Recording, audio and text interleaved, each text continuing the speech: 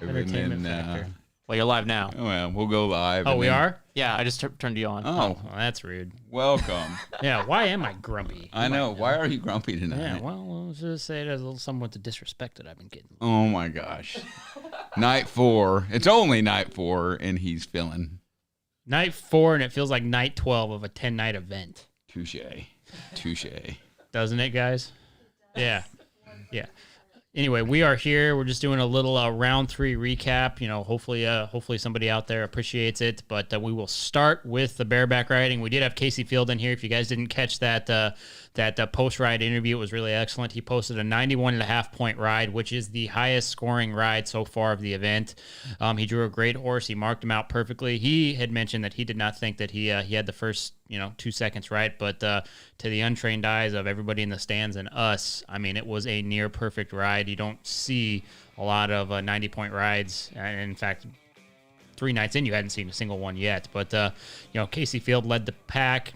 Leighton Berry with an 88-point ride was second. Richie Champions, 87.5 points for third. Jess Pope for fourth place, 86.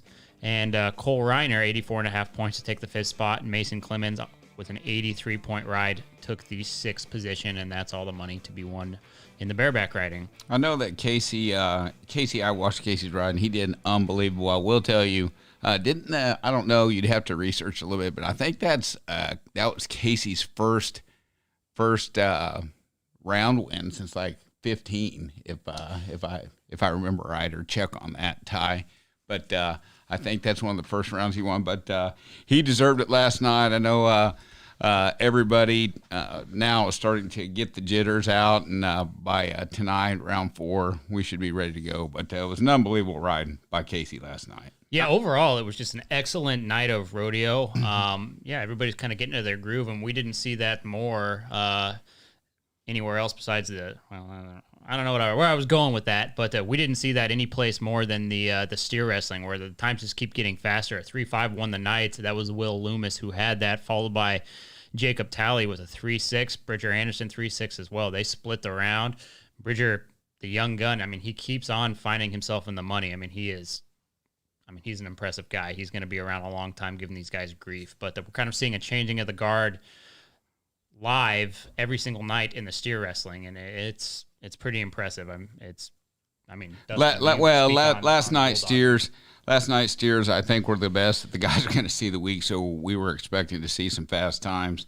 I will tell you, you're right. That Bridger Anderson, I went up and kind of hugged his mom last night and told him that kid, possibly is the future of steer wrestling. I could definitely see him being a 12-gauge ranch athlete in the future. But wait, 12-gauge ranch signs Bulldoggers? Well, we have a couple. But anyways, talked to Will in the hallway as well.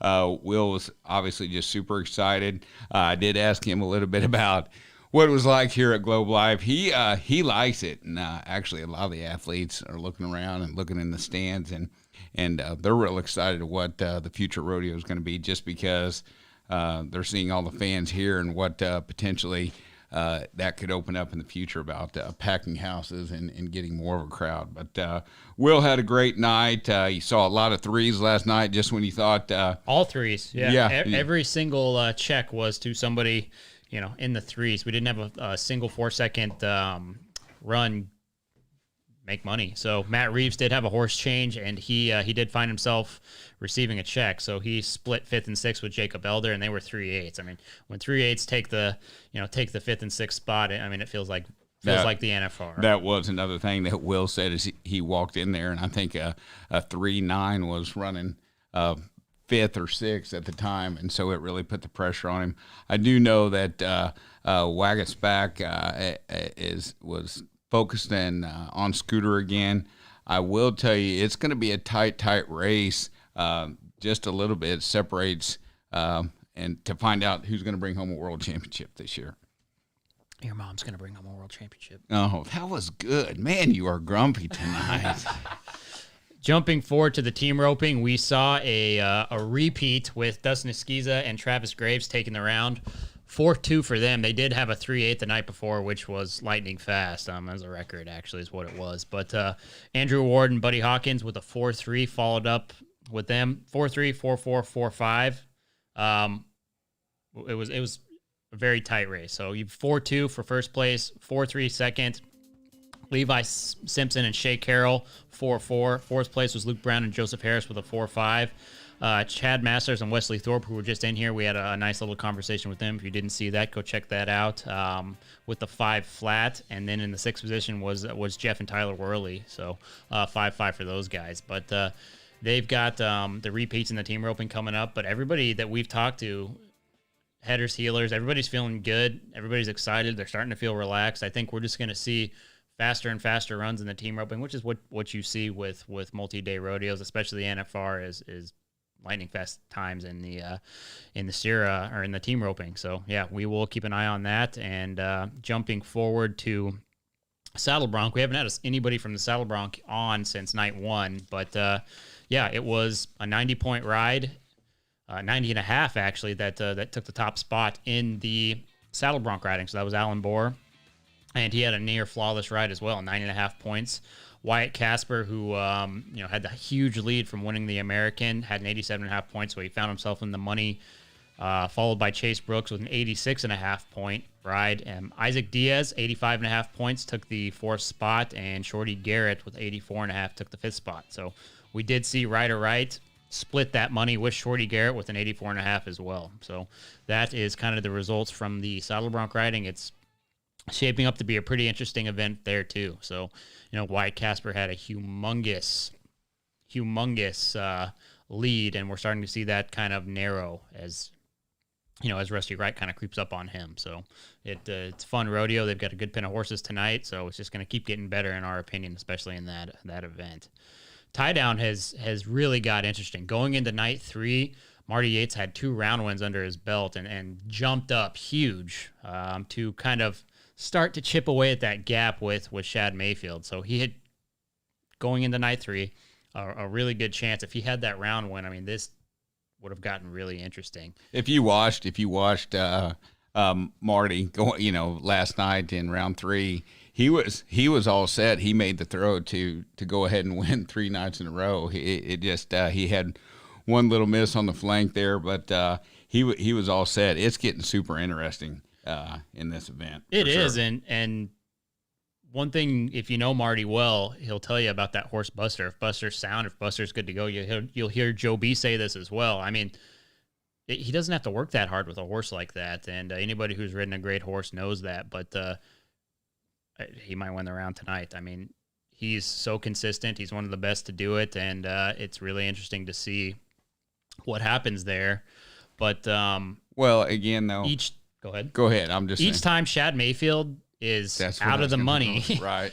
And Marty Yates is in the money. This gets really interesting. So I mean, there's not a ton separating them, and as long as Marty can stay in that average race, you just don't know what's going to happen there. But I just feel that with tonight being round 4, Shad has been, he's had such a lead, he can go comfortable, and I think the jitter's going to go. So let's see what Shad does. It's also, you got the toughs and the different people out. Tyson was on as well. So we haven't even got to the results, but right. Yeah, I mean, Tough Cooper's kind of had a tough start, but again, it's only night 4. So we'll see what happens.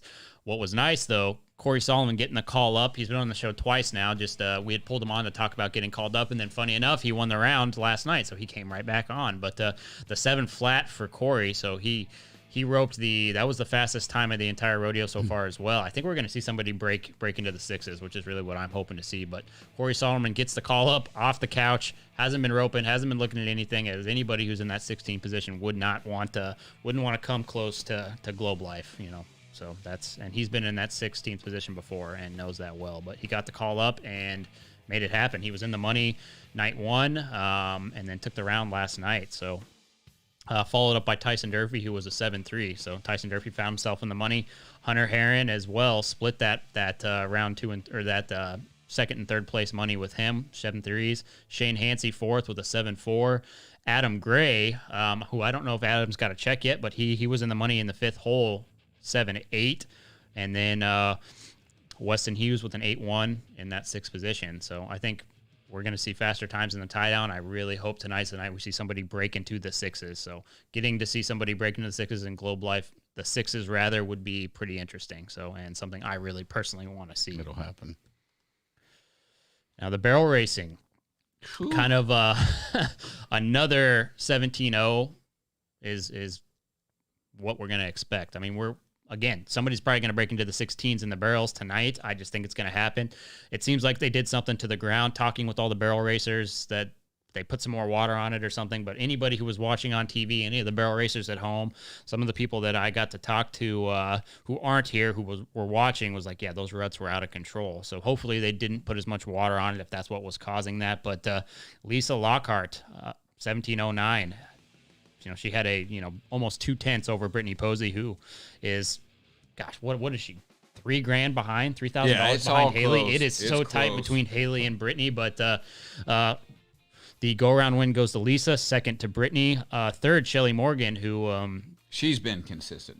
She's very consistent. It doesn't look a whole lot different than Ivy last year, where she won the average in Vegas. She's doing the same type of thing with just that consistent round money. She keeps that up, and she'll have that average buckle one. Absolutely.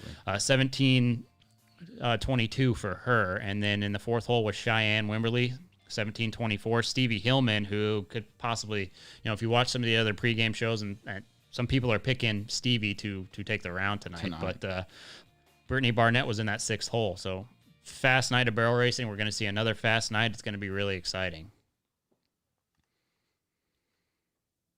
So the bull riding, not a whole lot to talk about. What's funny is it's the two guys from Colorado. So yeah, make all the jokes you want to make. But what I really enjoyed about the bull riding is it was like the TV pin, I think is what they call that, because it was some of the rankest bulls, as the bull riders say, of the entire rodeo. But 2 qualified rides out of 15 guys. Colton Fritzland, who is this is his first trip to the NFR, and if you guys recall, way back in gosh, it was probably very beginning of June when they came on, but even May.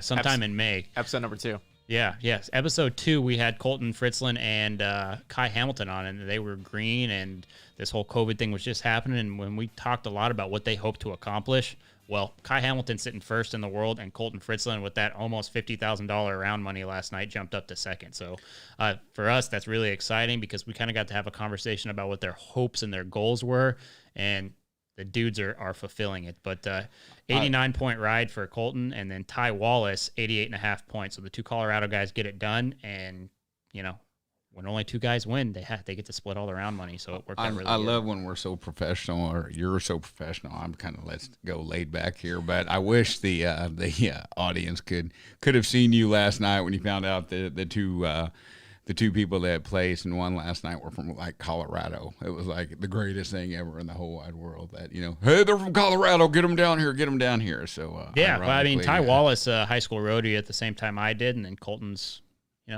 his family lives really close to my grandma. So yeah. Why? Are you from? Never mind. I also like Canada and Montana, in case you're wondering. Let's not milk this. All right, guys. Thank you for tuning in. The rodeo is about to start in 5, so go to the Cowboy Channel Plus app. Look at that. We'll talk to you soon.